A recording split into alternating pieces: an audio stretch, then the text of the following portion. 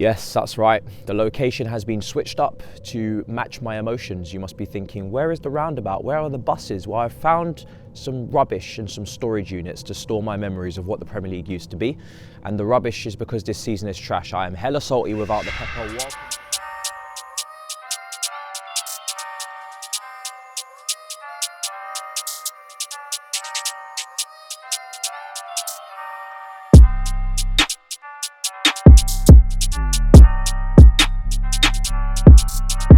Welcome back to the roundabout. You already know what time it is. It's time for your weekly roundup of all the sporting events of the week.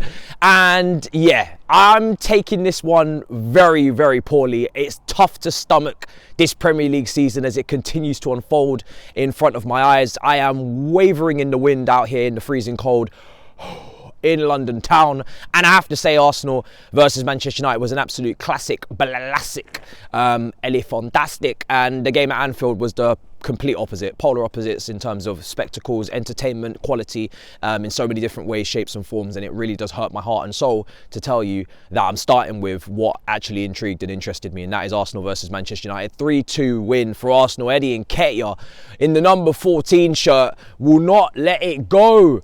Just stop with the nonsense, sir. What's the problem here, Eddie? You know, Ed and Eddie, Cartoon Network. What's going on?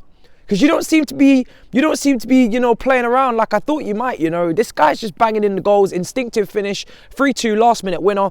Onside for all of the people that would like to pretend that it wasn't, unless you want to draw zigzags and diagonal lines. It was clearly onside, and Arsenal actually deserved the win. It hurts my heart and soul to say it, I'm not gonna lie, it really does pain me. I was rooting for you, Man United, in the smallest fraction you'll ever find, because I do not like Manchester United one single bit. You did leave your heart and soul and everything out there, your spirits and holies and whatnot, but you could not compete in the end. You know, Arsenal deserved the win. The XG showed that, the opposition touches in the box showed that, the chances showed that, the shots, the everything, the big chances, everything showed that it was in Arsenal's favour in terms of their performance. First half, you know, fair enough, you guys got some fantastic goal from Rashford from long range. This man is carrying your attack. He is on some demon shit. They're asking Mbappe to come outside. Personally, I would tell him not to. It's freezing cold. But you guys were competing, you know, you tried your best, you hung in there, you know, you stuck to your guns, but I do feel like Ten Hag was slow on the substitutions. Fred should have come on a lot earlier. Garnacho, why did he not come on earlier as well for Anthony? I just feel like the substitutions were a little bit slow from Ten Hag. That's my only complaint from him. Eriksen was getting cooked in the second half, along with Luke Shaw on that right-hand side. Saka, oh my good Lord Jesus. This man, first half he wasn't great, right? Luke Shaw had him in his pocket. It was a fantastic defensive performance from Manchester United's backline in terms of Wan-Bissaka as well on the other side with Martinelli. But as soon as Saka got his half-time snacks in, this brother, he came back like a beast and he looked like he had his protein. He was on some serious shit in that second half. He cut up, diced up, sliced up and put your man to the sword, Luke Shaw. And it was a long day and it was a long shot that went into the far corner and he said this. And I said, Lord have mercy, you rude individual. But I'm so kind of deep down inside me kind of happy for Saka and Rashford because, listen, they've had a lot of abuse for England.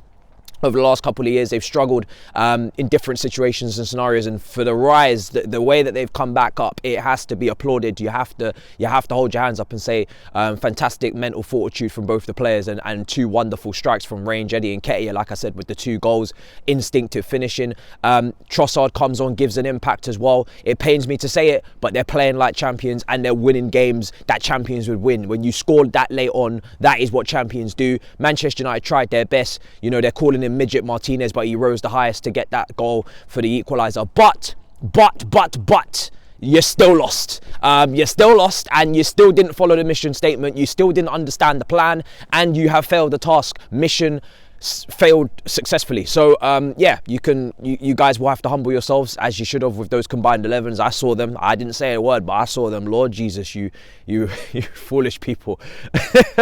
And Arsenal plough away. And I'm not gonna lie. I think it's fine that I should admit that I was wrong. Arteta's not a mid-table manager.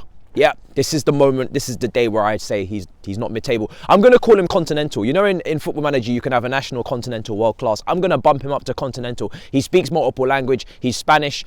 His scouting has been fantastic. Mudrik, appreciated my brother. I had to go on Instagram and say, do you know what?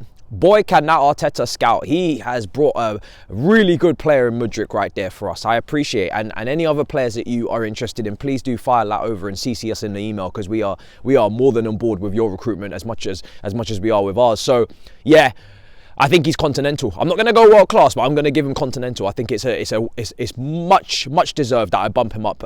So yeah, people will be cussing me on the streets as per usual for this take on AFTV. And yeah, if they win the league, I'll have nowhere to run, nowhere to hide. So it's a long day for me. I'm still getting pretty stressed about it, as I should be.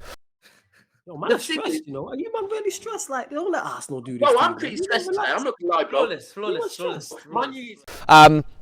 Yeah, really classic game. It felt like the days of old. You know, this was a proper rivalry. No handshakes, hugs, kisses, and shit like that from Klopp and Pep. This was a real derby, a real rivalry, a fight in, you know, some sort of aggression. You know, two teams that don't like each other, battling it out in an entertaining game, and that's exactly what we want to see. Do you know what I'm saying? And at last, we now have a bit of rivalry and Premier League, you know, competitiveness at the top of the table, at least in the case of these two. In the case of my game at Anfield, there's not really much to say apart from Mudryk. Thank you very much. Like I said, he came on, gave us a bright spark, 0-0.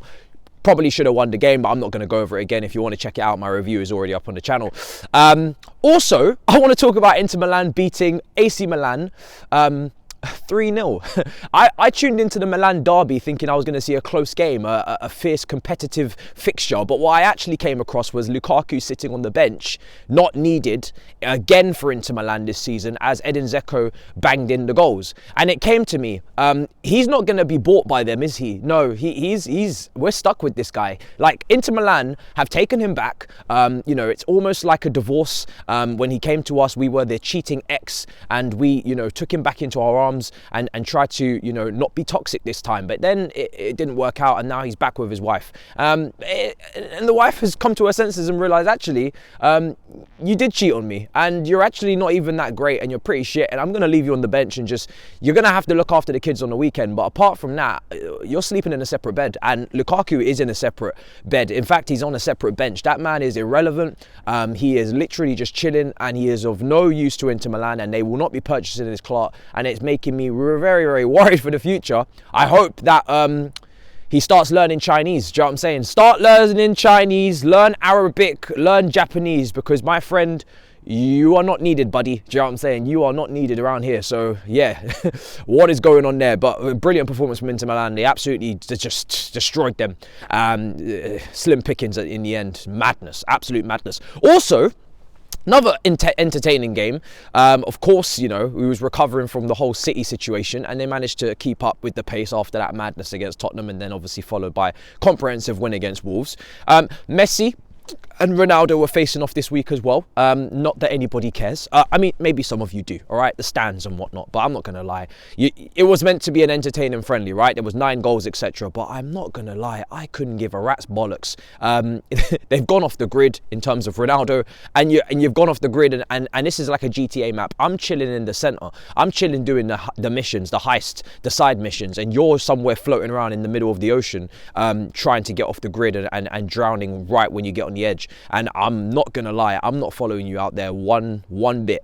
I've got missions to complete, and they are in Europe, potentially elsewhere, but definitely not over there. So yeah, have fun, mate. Do your thing. So Atalanta as well, Juventus obviously have been pushed all the way back down to 10th after they were deducted 15 points. Paratici at Tottenham, how long will he last until the Metropolitan Police are knocking on his door for not only stopping him from watching Nottingham Forest versus Brentford, but also stopping him because he is part of corruption. And Juventus, the old lady, has been caught once again in their high heels as they have decided to cheat the game. They are under investigation from UEFA for financial fair play. They're under investigation from FIFA. They are deducted 15 points. Serie A are on their case. And yeah, it's just insane. Like, you know, trying to almost tap up or talk to clubs in terms of changing the fees and figures, and trying to make yourselves look like you've done better business than you have, which has led to a whole host of problems. And I don't know if there's a fire sale going on, but I see Chiesa is back. I see Pogba 2.0, Pogba for Manchester United. I don't know, Vlahovic, who's on the market. Let's have a conversation. It's about time you guys entered this situation again. It's been a while, and you just can't seem to keep your dirty hands out of corruption. Now, people will say that's rich coming from a Chelsea fan, and FFP will be after your ass as well. But unlike Manchester City, if we get caught, we actually do our jail time. We don't just bribe and throw the money under the table. So yeah, best believe if we've done something wrong, we will be doing the sentence of a transfer ban, because we don't get away with murder over here. Murder? It wasn't that deep. So yeah, you know, just a few shots fired. Just don't forget when you're talking about Chelsea spending all this money, that City spent a whole heap of money too, as well. And they had a lot of transfer L's, and then they flipped them and diced them and sliced them and brought new replacements for the likes of Joe and all of these other individuals that they bought, you know, Jack Rodwell, etc. And they are now being treated as they're responsible. Well, we will be responsible one day too. For the second time though, we're having a little bit of a feast with FFP, and I think it's more than what we deserve. I'm not gonna lie. You're probably gonna hate me for this end, but it is what it is. I am just clinging on to anything. If I can't win in the table, if I can't take the points, then I will try to take the moral high ground on spending, which I really won't win that battle either. So I'm just gonna say, get your money up, bitches, you broke ass fools. Oh, we're still 10th. Yeah, we're still 10th. Anyway, smash up the likes, make sure you subscribe. Arsenal must be stopped. This is the same as usual. Don't think it's actually gonna happen. Can't trust Man City, I'm not gonna lie. Starting to get slightly worried. Anyway, in a bit, people. Peace. Hate this league so much.